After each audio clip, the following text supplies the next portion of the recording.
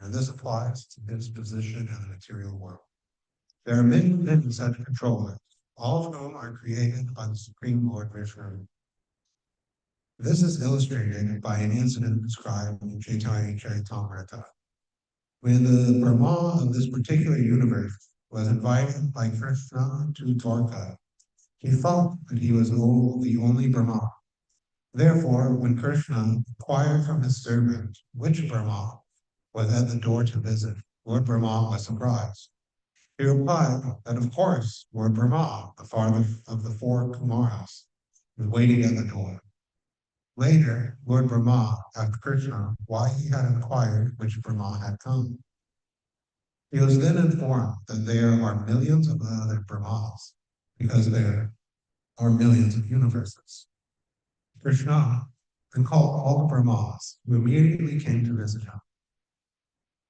The Chaturmukha Brahma, four-headed Brahma of this universe, thought himself a very insignificant creature in the presence of so many Brahmas with so many heads. Thus, although there is a Brahma who is the engineer of each universe, Krishna is the original source of all of them. And then text 29.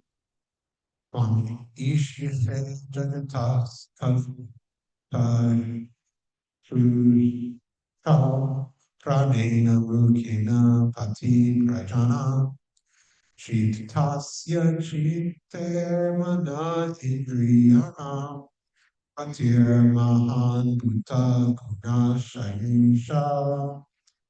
From you, Ishishe actually control Jagata of the moving being, Hasta Shah of the being that is dull or stationed in one place, Pra and Pranena by the living force, Mukena, the origin of all activities, Pati, master, Prajanam of all living entities, Chitasya of the mind, Chitai by the consciousness, Mana of the mind, Indriyana of the two kinds of senses, acting and knowledge gathering, T, the master, Mahan, great, Buddha of the material elements, Guna, and the qualities of the material elements, Ajnaya of desires, Isha, the supreme master. Translation of 29. Your origin, being the origin of the life of this material world, is the master and controller of the living entities, both moving and stationary. And you inspire their consciousness. You maintain the mind and the active and knowledge acquiring senses. And therefore, you are the great controller of all material elements and their qualities. And you are the controller of all desires. Purport. In this verse, it is clearly indicated that the original source of everything is life. Brahma was instructed by the supreme life, Krishna. Krishna is the supreme living entity, Nitya Nityanam Chaitanya Chaitanya. Brahma is also living entity, but the original source of Brahma is Krishna. Therefore, Krishna says in Bhagavad Gita, Mata Para Taram Nanyat Kinchit Asti Dayanjaya. O Arjuna, there is no truth superior to me. Krishna is the original source of Brahma, who is the original source of this universe. Brahma is a representative of Krishna, and therefore all the qualities and activities of Krishna are also present Lord Brahma. Om Nagari Mandasya Kinanjana Lakaya Chokshma Chankana Tasmai Shri Yuve Namah. Jai Shri Krishna Chaitanya Prabhu Nityananda Shri Advaita Gadadhara Shri Vatsari Gaur Bhakta. Hare Krishna, Krishna Krishna, Hare Hare, Hare Rama, Rama Rama, Hare Hare. Hare. So we are continuing today, since we started yesterday in prayers that Hiranyakashipu is giving, or is using to praise Lord Brahma. And here he is praising Lord Brahma as the original personality, or at least the original personality within this universe, as the origin of life, the master and controller of the living entities, he who inspires their consciousness, and other such praise. Of course, Prabhupada explains that while Lord Brahma is the ruler of this universe, he is the original person of this universe. He is not the original person overall.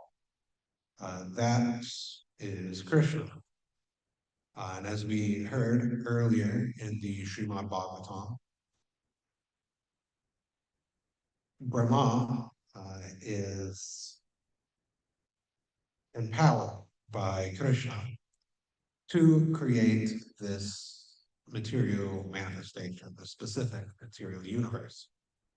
And of course, there are many material universes, each one with their own Brahma. Uh, and ours is small, so our Brahma only has 4 heads. There are other ones that are larger, with hundreds of heads, thousands of heads, millions of heads, tens of millions, or hundreds of millions of heads, um, depending on the size of the universe which they rule. In this past time, where our Brahma saw all of these different personalities that are Brahman, as described in the Chaitanya Charitamrita, as is referenced in the purport to verse 28 that we read today.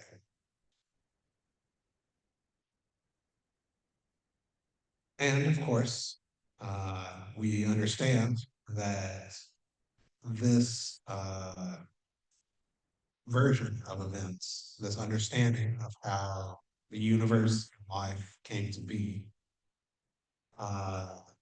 is very different than the modern conceptions that um, we have, that has been taught to us, the ones that we have been brainwashed with by the various educators, so-called, we have had, mainly in science classes.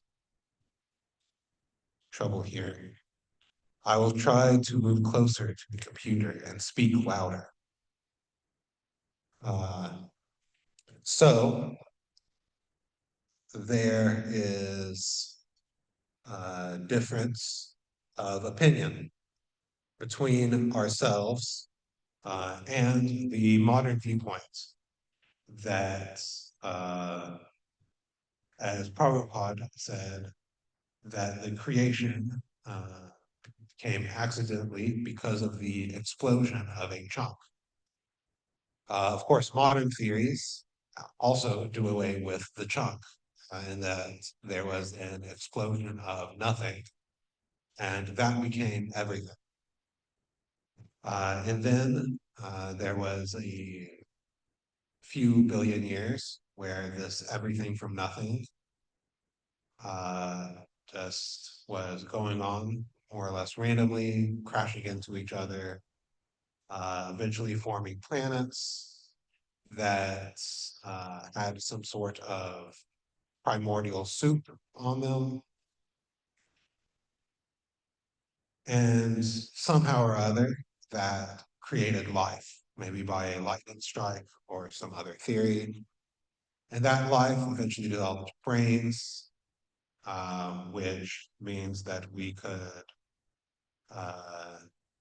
come up with things like the Big Bang Theory, Shakespeare, MTV.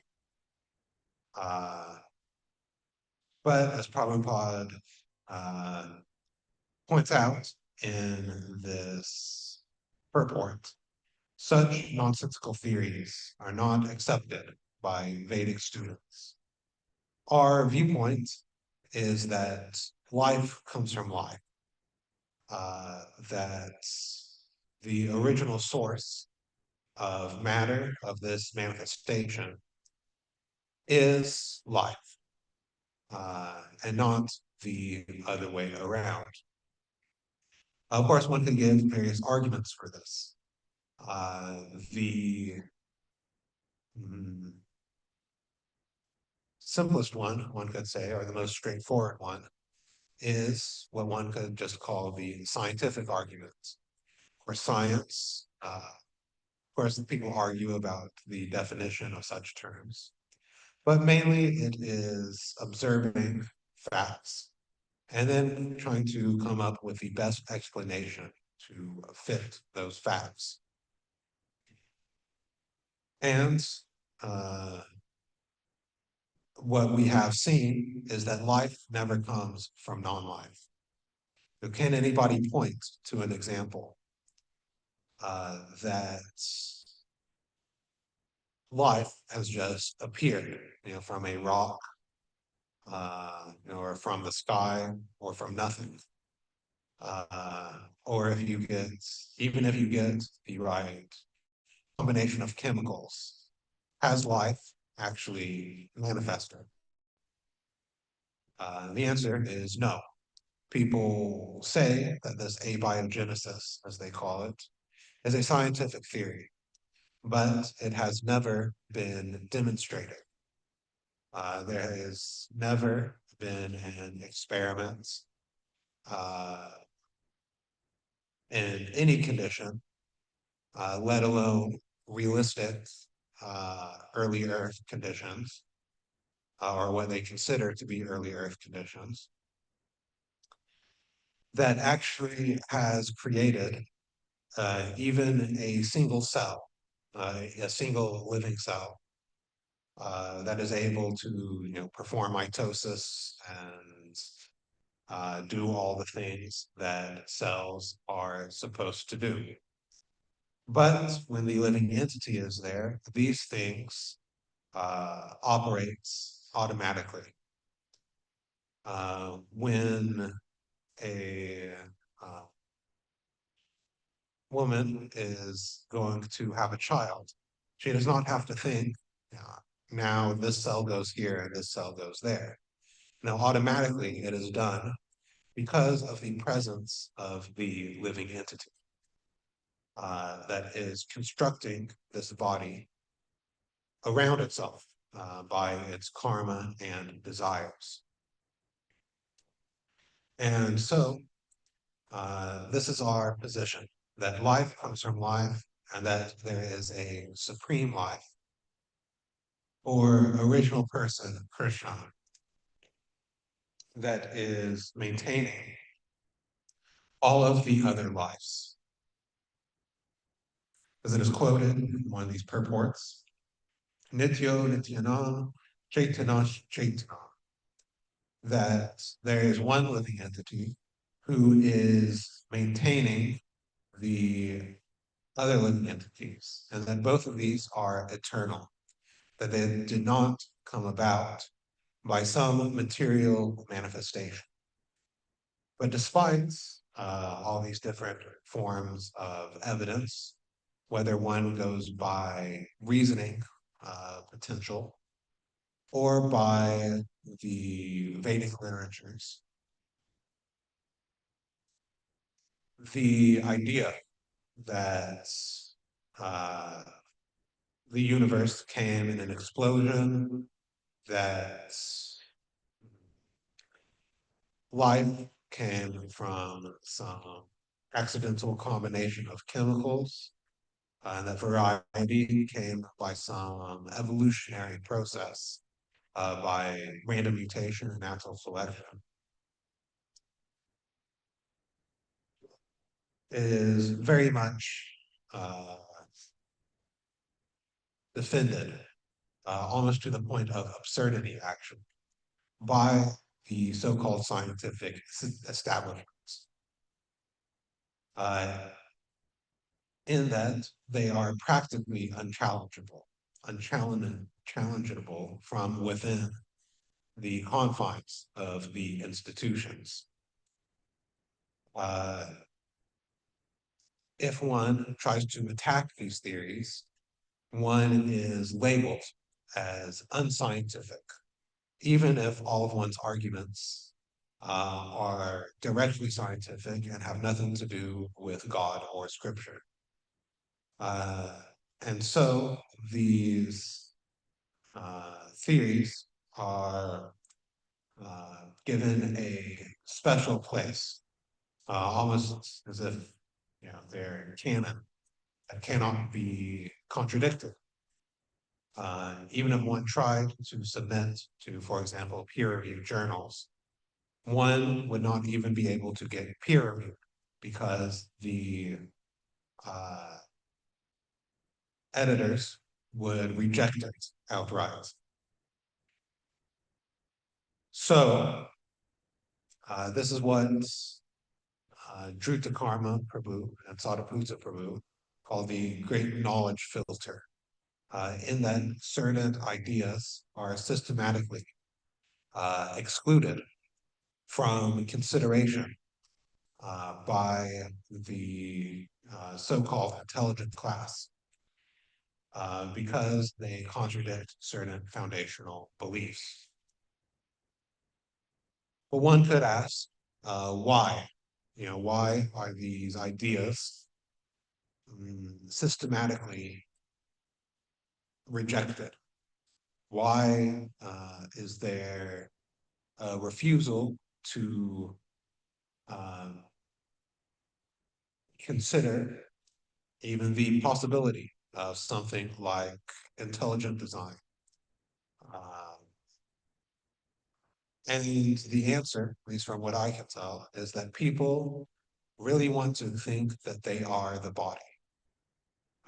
If one has this idea that the universe is a result of random chance, life has no purpose behind it, and that the way that we became humans is a long line of different animals that were just interested in sex life, then there is license, there is impetus to simply enjoy one's senses. Eat, drink, and be merry, for tomorrow we will all be in the grave. If there's no idea of life before birth or life after death, then all that is required or all that is expected is that one will enjoy one's senses, or at least attempt to do so.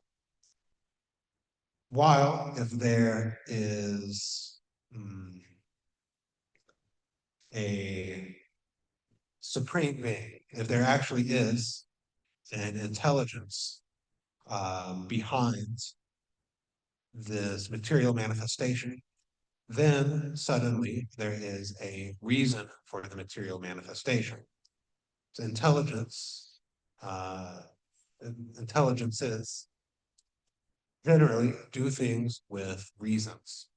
If I am constructing something, if I am building a building or writing a story or composing a song, I am generally doing it for a specific reason. Whether I need a place to keep things or want to entertain my friends or something like that, there is a reason. And if there is a reason for this material manifestation, there is a possibility that that reason is not to enjoy our material senses as much as possible. which is very problematic if one wishes to be a big enjoyer. And so they come up with all of these theories uh, because thoughtful people have these questions. Where did life come from? What does it mean to be human? Where did the universe come from? Is there some reason that this is all here? If one simply doesn't answer these questions, then people will go to philosophies that do, one way or another. So, oh, the scientists can answer why we are here, how all of this happened. Uh, so we will go back to church. We will go back to the temple. We will understand God, because at least they give us an explanation of why things uh, happened. And this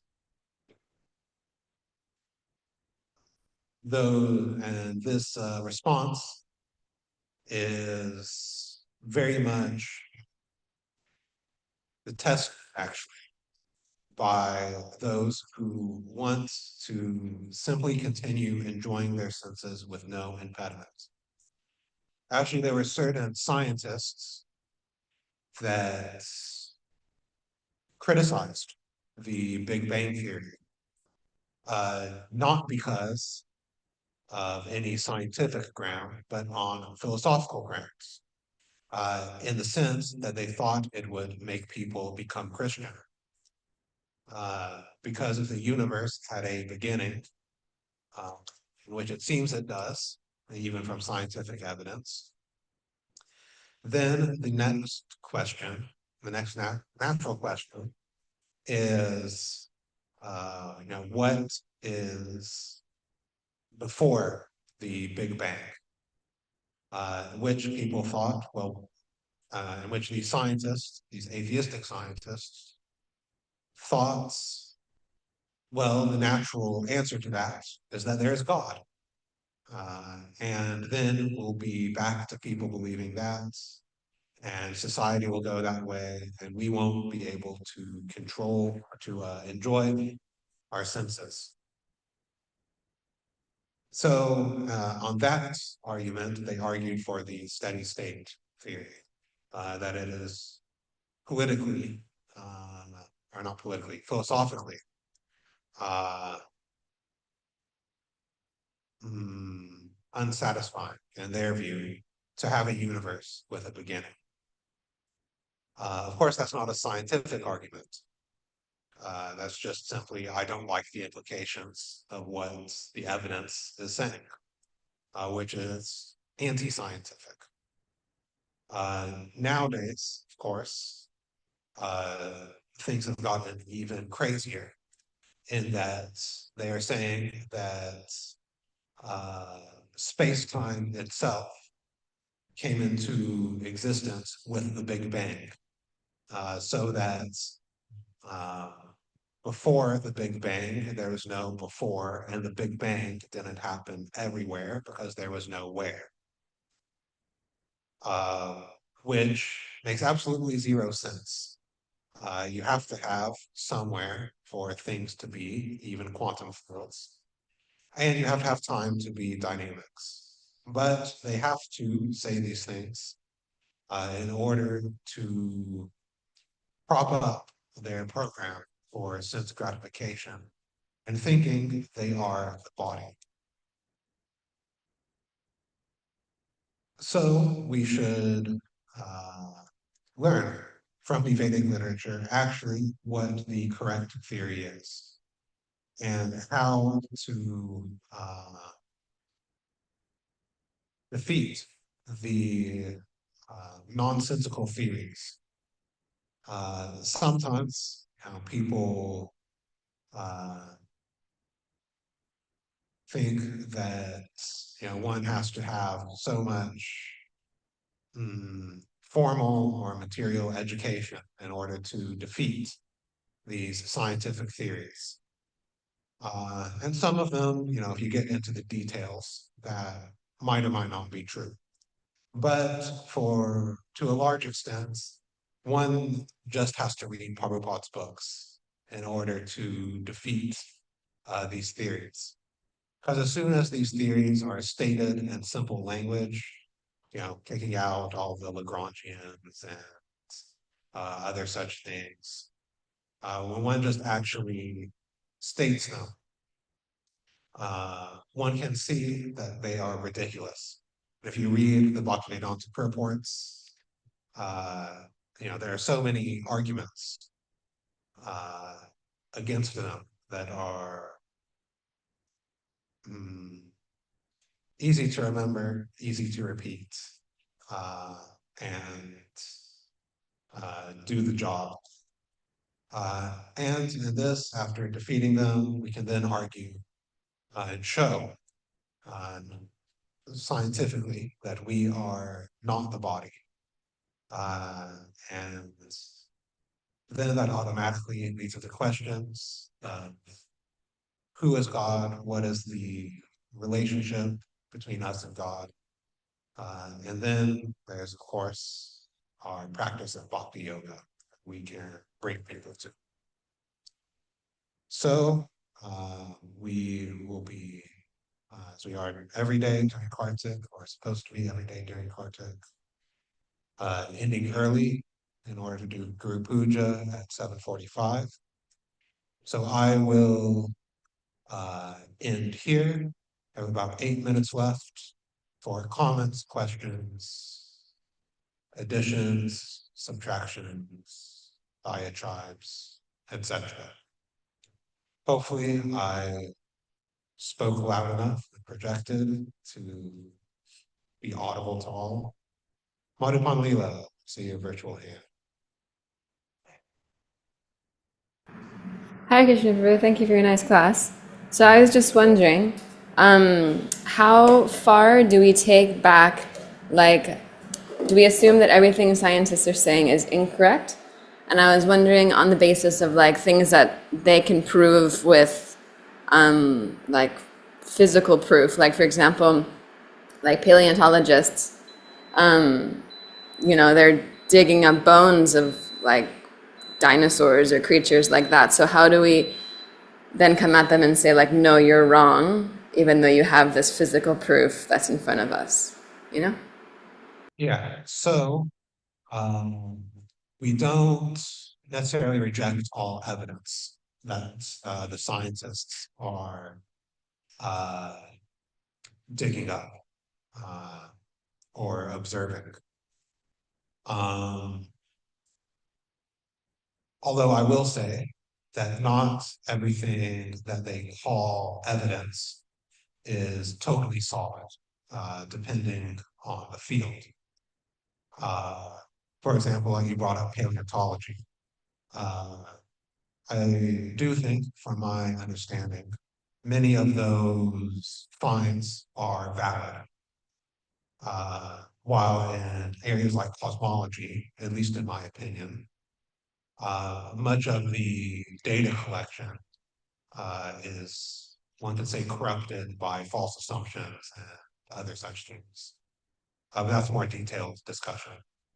But we can accept the evidence without accepting their interpretation of the evidence.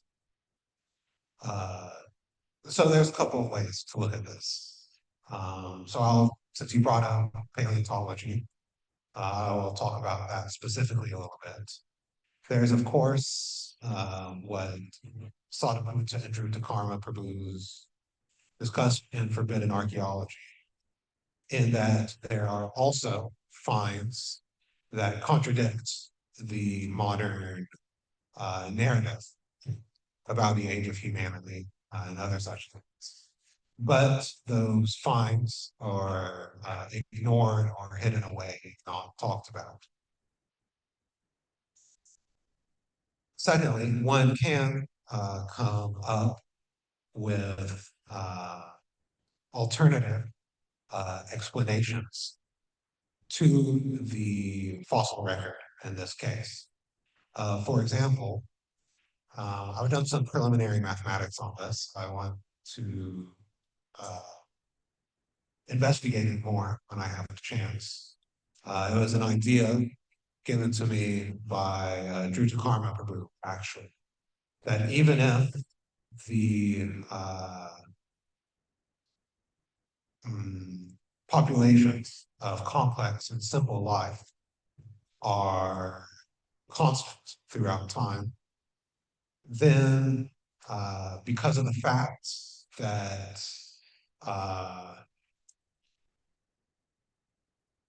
more complex forms are harder to fossilize and uh, less recent strata, so the farther back periods of time are less explored, it can give the result of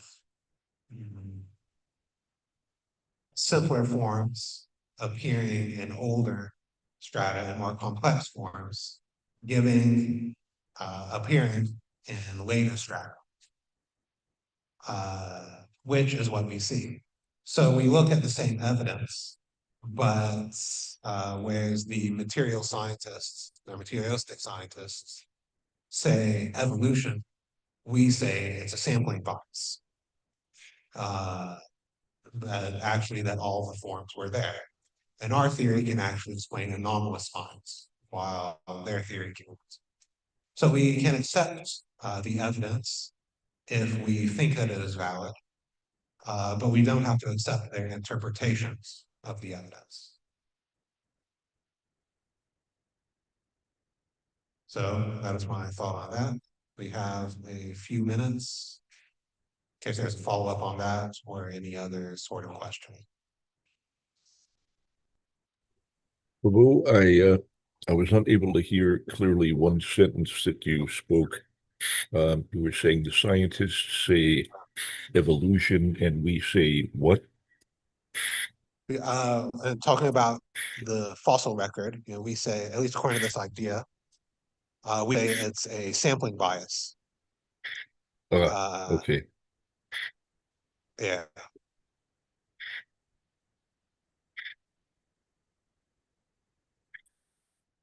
All right. Any other comments, questions?